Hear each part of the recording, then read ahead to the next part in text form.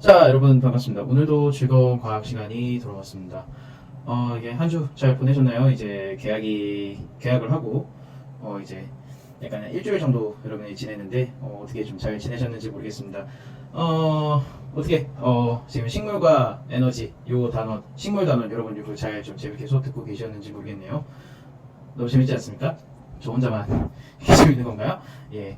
그래요. 그래요. 오늘은, 이 식물 단원에서 조금 가장 좀 까다롭다고 제가 생각이 드는 단원에 대해서 한번 나가보도록 할게요. 바로 증산작용에 대해서 배워보는 시간이에요. 증산작용. 증산작용이요. 자, 일단은 학습 목표부터 먼저 좀 읽고, 지나가도록 하겠습니다. 식물체에서 일어나는 물의 이동. 오늘은 물의 이동에 대해서 좀 포인트를 잡고요. 그 다음에 증산작용과의 관계, 요거에 대해서 이해하는 이런 시간이 될 수가 있겠습니다. 그리고 마지막으로는 이 증산작용하고 광합성하고 어떠한 관련이 있는지 요거에 대해서 여러분들이 설명할 수 있으면 될 것 같아요. 자, 그 다음에 두 번째로 볼 거는 이제 공변세포와 기공이라는 것을 관찰을 하고 그 특징을 설명할 수 있다. 네, 여기까지 오늘 배울 내용이 되겠습니다. 자, 다음 슬라이드 한번 넘어가 볼게요. 일단 증산작용에 대해서 먼저 좀 체크를 한번 해 볼게요. 근데 증산작용이라는 단어를 딱 들었을 때는 여러분이 그냥 느낌이 안 오실 텐데, 그냥, 한문 뜻을 먼저 한번 생각을 한번 해보겠습니다. 한문 뜻은요, 여기서의 증자는 증발할 증자예요. 우리가 증발이라고 할 때 그 증자. 그리고 요거는 흩어질 산자예요. 네. 그래서 요거 두 개를 다 합쳐보면 증산이라는 뜻은 뭐냐면은 증발하여 없어짐. 증발하여 흩어져 없어져 버린다. 뭐 요런 뜻입니다. 자. 여러분 여기서 우리들이 유추해 볼 수 있을 만한 것은 증발이라는 거예요. 자, 여러분 증발이라고 한다는 것은 언제를 이야기하죠? 증발이라는 것은 이 물이 물에서 수증기로 변할 때 이거를 우리는 증발이라고 이야기를 하죠. 그래서 물에서 수증기로 변한 다음에 얘네들이 공기 중으로 흩어져서 없어져 버리는 그런 현상을 나타내는 것이라고 한번 생각해 볼 수가 있을 것 같습니다. 예, 한문들만 하면은 보통 이제 여러분들이 다 웬만하면 이제 과학 용어들을 좀 거의 다 알 수 있거든요. 이것도 여러분이 과학 용어를 공부하는 하나의 방법이라고 저는 생각이 들거든요. 이 방법도 한번 괜찮을 것 같으니까 한번 써보시는 게 좋을 것 같습니다. 자, 일단은 증산작용에 대해서 먼저 들어가기 전에 저는 일단은 여러분한테 잎의 구조에 대해서 먼저 좀 이야기를 하고 넘어가고 싶습니다. 자, 일단 첫 번째로 우리가 요 지금 그림을 보시면요, 이 식물의 조직이에요. 식물의 여러 가지 조직이 있거든요. 식물의 여러 가지 조직은 큼지막하게는 두 가지로 나눌 수 있지만 세부적으로 지금 세 가지 정도로 나눠 볼 수가 있습니다. 자, 맨 처음 첫 번째로 이제 여러분이 볼 것은 이제 표피 조직이라는 게 먼저 볼 수가 있고요. 표피 조직. 자, 두 번째로는 유조직. 자, 세 번째로는 통도 조직. 이렇게 볼 수가 있어요. 그래요. 다른 것들은 제가 신경을 안 쓰도록 할 건데요. 오늘 여러분들이랑 저랑 같이 볼 거는 바로 이 표피 조직에 대해서 봐야 될 것 같습니다. 이 표피 조직은 간단하게 생각하시면 돼요. 그냥 우리 몸의 피부라고 생각하시면 됩니다. 피부는 하는 역할이 뭐죠? 그렇죠? 세균으로부터 또는 다른 뭐 바이러스, 다른 병원체나 아니면 뭐 다른 물질로부터 들어오는 것을 방어를 해주는 역할이잖아요. 마찬가지예요. 식물의 표피 조직도 방어를 하는 역할입니다. 방어를 하는데 보세요 친구들, 방어를 하는 데 있어서 너무 이렇게 꽁꽁꽁꽁 다 싸매버리면은 얘네들의 그 물질 교환이라든지 이런 것들이 굉장히 어렵게 되겠죠. 그래서 이 표피 조직 안에는요, 이 표피 조직 안에는요 대부분의 이 표피 세포로 이루어져 있으면서 공변세포라는 것이 같이 존재를 하게 됩니다. 다시요, 이 표피 조직은요 표피세포 플러스 공변세포로 이루어지게 됩니다. 자, 여러분 이 두 가지를 좀 알아주셔야 될 것 같아요. 무슨 세포요? 표피세포와 공변세포. 오늘 공변세포 계속 이야기를 할 거니까 공변세포 조금 생각을 좀 해주셨으면 좋겠습니다. 일단 표피세포부터 먼저 보겠습니다. 자, 여러분 이 그림 다시 한번 보시면요, 표피세포는 지금 굉장히 얇은 막으로 이루어져 있습니다. 얇은 막으로 이루어져 있으면서 엽록체가 없습니다. 얘네들은 엽록체를 갖고 있지 않아요. 자, 엽록체를 갖고 있지 않다라는 것은 뭐를 하지 않는다? 그렇죠. 광합성을 하지 않는다라는 거 여러분이 체크를 좀 해주셔야 된다. 표피세포에서는 광합성이 일어나지 않지만 공변세포라고 하는 것은요, 엽록체를 가지고 있습니다. 그래서 엽록체를 가지고 있어서 초록색을 띠게 되거든요. 자, 사진 한번 보겠습니다. 여러분 요게 바로 공변세포입니다. 요게 공변세포 한 개, 요게 공변세포 한 개예요. 자, 보시면은 주변의 표피세포들은 이렇게 초록색으로 띈 동글동글한 알갱이들, 즉 엽록체가 보이지가 않은 반면에 이 안쪽에는 지금 엽록체들이 지금 보이시는 거 여러분이 보실 수가 있을 것 같습니다. 그죠? 지금 여러분이 보실 수 있죠? 자, 그래서 얘네들은 엽록체를 갖고 있기 때문에 광합성을 한다 안 한다? 그렇죠. 광합성을 하게 됩니다. 요게 첫 번째 특징이고요. 자, 여러분 요거 제가 실수 일어나지 않음입니다. 예. 자, 요거 일어나지 않음입니다. 요거 수정하겠습니다. 예, 죄송합니다. 요거 광합성이 일어나지 않아요. 광합성이 일어나지 않습니다. 자, 공변세포에서는 광합성이 일어나게 됩니다. 네, 광합성이 일어나게 됩니다. 자, 그리고요, 두 번째 특징, 안쪽 세포벽이 바깥쪽 세포벽보다 훨씬 두껍다라고 되어 있습니다. 이 안쪽에 있는 세포벽이요, 바깥쪽에 있는 세포벽보다 훨씬 두껍게 됩니다. 얘네들이 훨씬 더 두껍다라는 거예요. 이쪽보다 안쪽에 있는 애들이 두껍다라는 것을 여러분들이 알고 계셔주시면 좋을 것 같아요.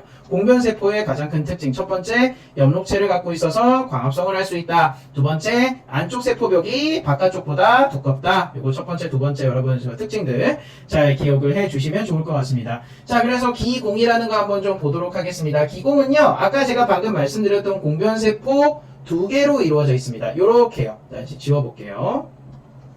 자, 공변세포 두 개로 이루어져 있습니다. 공변세포 두 개로. 여기 공변세포 하나, 그 다음에 여기 공변세포 두 개로 이루어져 있습니다. 요거를 바로 우리는 기공이라고 해요. 자, 그리고, 요 부분을 기공이라고 하는 것이 아니라 요 부분이 바로 기공입니다. 알겠죠? 자, 요 부분이 바로 기공이에요. 자, 잎의 일반적으로는 잎의 이 밑면보다는 앞면보다는 뒷면에 훨씬 더 많이 존재를 하고 있습니다. 왜냐하면은 얘네들이 계속 빛을 계속해서 받고 있는 곳이 보통 잎의 앞면이다 보니까 요걸 지금 뒷면에다가 기공은 지금 뒷면에다가 보통 존재를 하는데요. 얘네들의 역할은 바로 기체가 드나드는 통로의 역할입니다. 자, 우리가 광합성을 하고 나서 부산물로 나오는 산소라든지 아니면 광합성이 필요한 이산화탄소라든지 이런 것들이 기체들이 굉장히 왔다 갔다 많이 해야 되는데 그 기체들이 잎 안에서 왔다 갔다 하기에 할 수 있는 통로로서 역할을 이 기공이 바로 하고 있게 된다는 거죠. 이해가 되실까요? 오케이, 좋습니다. 자, 그러면 한번 좀 넘어가 보도록 하겠습니다. 이 공변세포와 기공의 차이점에 대해서 먼저 역할에 대해서 한번 좀 이야기를 한번 해볼게요. 일단은 여러분들이 지난번에 배우셨던 이 삼투라는 것을 떠올리셔야 돼요. 삼투.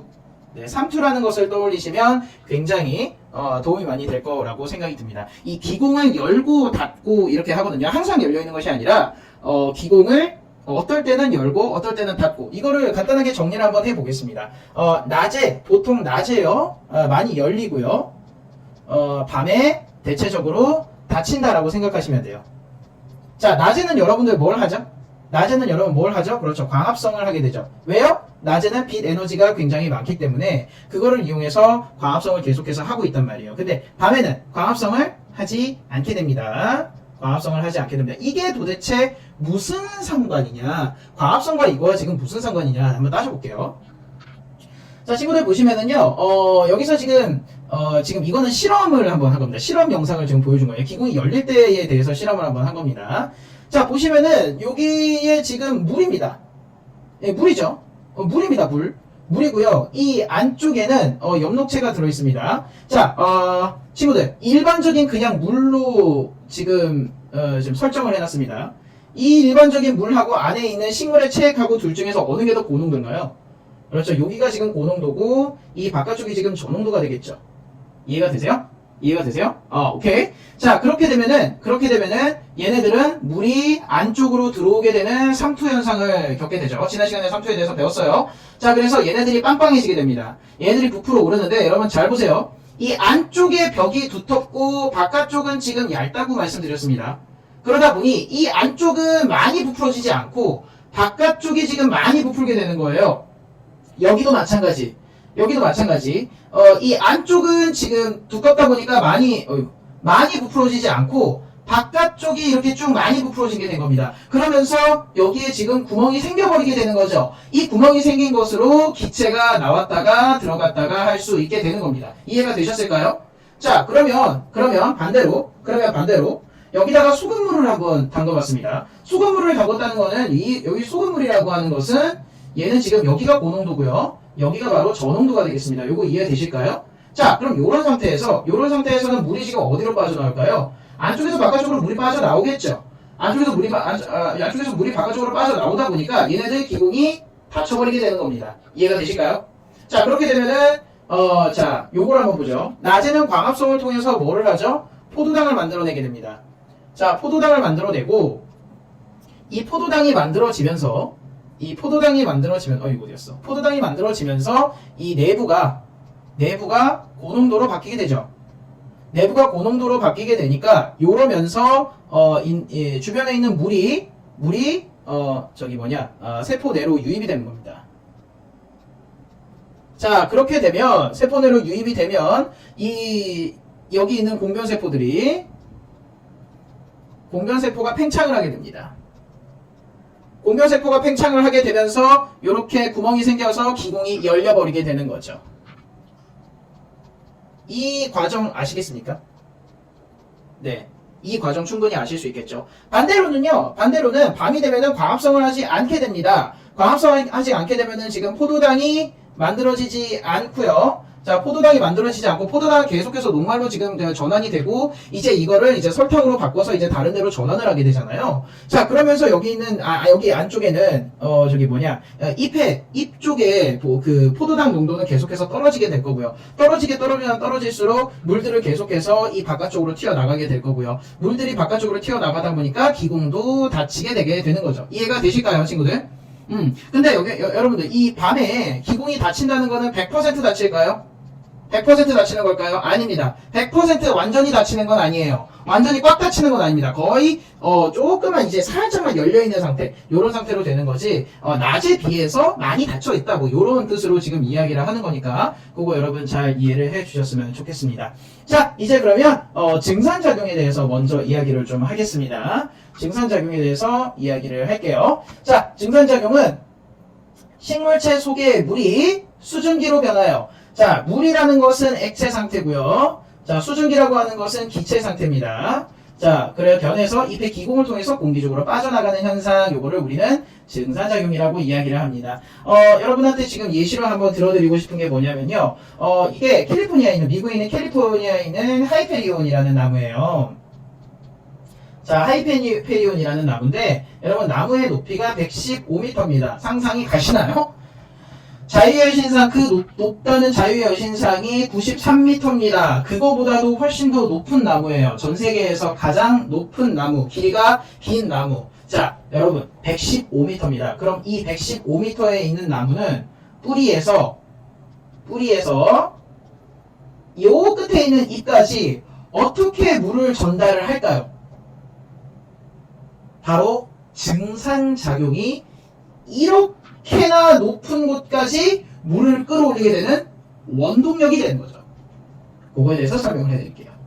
자, 일단 증산작용이라는 것을 통해서 얻을 수 있는 이점이 세 가지가 있습니다. 근데 이 이야기를 하기 전에 우리가 보통 H2O에서 CO2와 CO2가 만나서 포도당을 만들고 이 포도당이랑 산소를 만들어내는 요 과정까지는 여러분들이 잘 알고 계실 거라고 생각은 드는데, 자, 여기 지금 물이 어디에서부터 공급을 받죠? 잎이라고 따지면 보통 잎에서 많이 하니까, 자, 줄기에서 공급을 받게 되고, 이 줄기에서의 물은 뿌리에서부터 공급을 받게 된다는 말이죠. 그죠, 친구들? 근데 여기에서 공급받은 물의 95%, 약 95%는 바로 증산작용을 통해서 날아가고요. 이 과정에 참여하는 것은 5%밖에 참여를 하지 않습니다. 증산작용을 통해서 이게 열심히 물을 끌어왔는데 그 물의 대부분은요, 증산작용으로 날려버리는 거예요. 왜 그럴까요? 여기서 참여를 하는 물은 딱 5%밖에 참여를 하지 않는다라는 거죠. 자, 왜 증산작용으로 날려버리느냐? 힘들게 그렇게 끌어올린 물들을 왜 그렇게 다 그냥 수증기를 통해서 그냥 기공을 통해서 날려버리느냐? 요거에 대해서 왜 그러느냐 물어봤으니까 요거에 대한 이로운 점이 있기 때문에 한번 이야기를 하겠죠. 자, 세 가지입니다. 세 가지. 첫 번째, 증산작용을 통해서 얻을 수 있는 이점 세 가지. 첫 번째, 뿌리에서 흡수한 물이 잎까지 이동하는 원동력이 된답니다. 이 증산작용을 통해서요, 물들을 계속해서 끌어올 수 있는 원동력이 된다는 거예요. 자, 보세요. 자, 잎에서 얘네들이 이제 물방울들이 빠져나갔죠. 이 물 분자들이 수증기를 통해서 이제 빠져나가게 됩니다. 빠져나가게 되면은 이 물들이 빠져나간 거는 어디에서 그러면, 요거를 채워줘야 돼요? 줄기에서 채워지게 됩니다. 그러면 이 줄기에서, 여기에서 지금 채워진 것들은 어디에서 또 채워져요? 그 밑에 있는 줄기에서 또 채워지겠죠. 자, 그 밑에 있는 줄기에서 계속해서 채워집니다. 얘네들은 이 물들은 다 물관을 통해서 움직이잖아요. 자, 그러다가 맨 마지막에 뿌리에서 얘네들이 계속해서 채워지다 보니 이 뿌리에서는 곁에 있는 이 물들을 계속해서 뽑아내야 되죠. 요거에 대한 원동력이 바로 이 증산작용이 되겠다. 예, 요렇게 말씀을 드릴 수가 있겠습니다. 알겠죠? 자, 두 번째, 식물 내부의 물을 밖으로 내보내서 수분량을 조절한다 라고 합니다.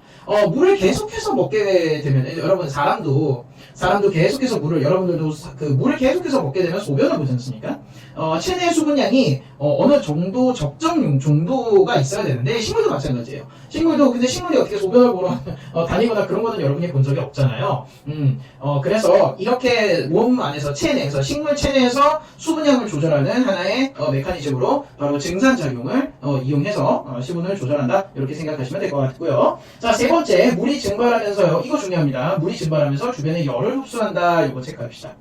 주변에 열을 흡수한다. 그래서 식물과 주변의 온도를 낮춰준다. 네, 이거 체크하시면 되겠습니다. 자, 물이 증발을 한다.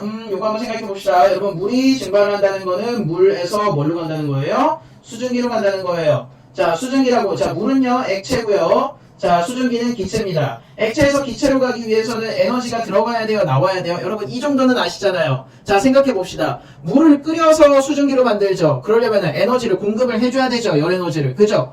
그래서 액체에서 기체로 바뀔 때는요, 열 에너지가 들어가야 돼요. 주변에 있는 열 에너지를 흡수를 한다는 거죠. 그래야지 상태가 액체 상태에서 기체 상태로 바뀔 수 있다라는 거예요. 이해가 되실까요? 오케이. 좋았어요. 그러면은, 이렇게 해서 열을 흡수합니다. 이 흡수하는 게 무슨 효과가 있을까? 일단은 첫 번째, 식물 자체에 대한 온도를 낮춰줍니다. 자, 여러분 보세요. 우리 지난 시간에 광합성이 잘 되기 위한 조건에서 35도에서 38도가 넘어가게 되면 얘네들이 단백질 변성이 일어나면서 광합성이 일어나지 못한다. 근데 광합성에 관련된 효소뿐만 아니라 식물의 모든 거의 효소 대부분이 36에서 37도로 넘어가게 되면 모든 식물의 활성들이 굉장히 많이 떨어지게 됩니다. 이거는 여러분들이 알고 계실 거예요. 우리 몸도 36.5도부터 넘어가게 되면은 우리가 운동을 하면서 이렇게 땀을 흘리면서 여러분의 온도를 체온을 낮춰주게 되는 거잖아요. 그거랑 비슷하다고 생각하시면 될 것 같아요. 얘네도 자신의 온도를 낮춰줍니다. 온도를 낮춰줘서 무더운 여름날 견딜 수 있도록 자기네들 식물의 온도를 조금 유지할 수 있는 그런 장치로서 증산작용이 있겠다라고 여러분들이 생각하시면 될 거예요. 자, 이거 조금 지우도록 하겠습니다. 조금 지워보고요. 자, 여러분 다시 한번 정리를 하겠습니다. 자, 첫 번째. 자, 증산작용을 통해서 얻을 수 있는 이점 첫 번째. 자, 뿌리에서 흡수한 물이 잎까지 이동할 수 있는 원동력이 된다. 끌어당길 수 있는 원동력이 된다. 첫 번째였고요. 두 번째, 수분량 조절할 수 있는 메커니즘으로서 이용할 수 있다. 두 번째, 자, 물이 증발하면서 주변에 열을 흡수해서 식물하고 주변의 온도를 낮춘다. 이게 세 번째가 되겠습니다. 우리 왜 산림욕 하러 가면은 숲에 가면은 직사광선의 태양도 막아주기는 하지만 이 계속된 증산작용으로 인해서 요걸로 인해서 좀 온도가 낮다라는 것을 여러분이 몸소 체험을 하실 수가 있게 되겠습니다. 자, 다음 슬라이드 넘어가세요. 그래서요, 증산작용의 조절은요, 기공이 열리고 닫힘에 따라 조절이 됩니다. 왜 갑자기 기공이 튀어나와요? 선생님, 물이라고 말씀하시지 않았나요? 라고 말씀드리면 대답해드리는 게 인지상정이죠. 자, 수증기라고 한다는 것은 기체예요. 액체가 아닙니다. 그죠? 자, 그러다 보니까 얘네들은 기공에 의해서 조절이 되는 거예요. 그래서 제가 아까 기공 말씀드린 거예요. 아시겠죠? 자, 다음 슬라이드 가보겠습니다. 그래서 증산작용이 잘 일어나는 환경 조건은 여러분 요거는 뭐랑 똑같다라고 생각하시냐면은 빨래가 잘 마르는 조건.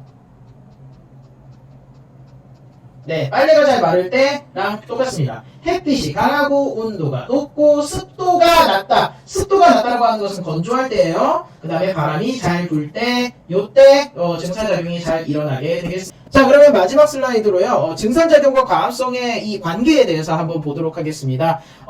일단은 기공이 많이 열려 있다.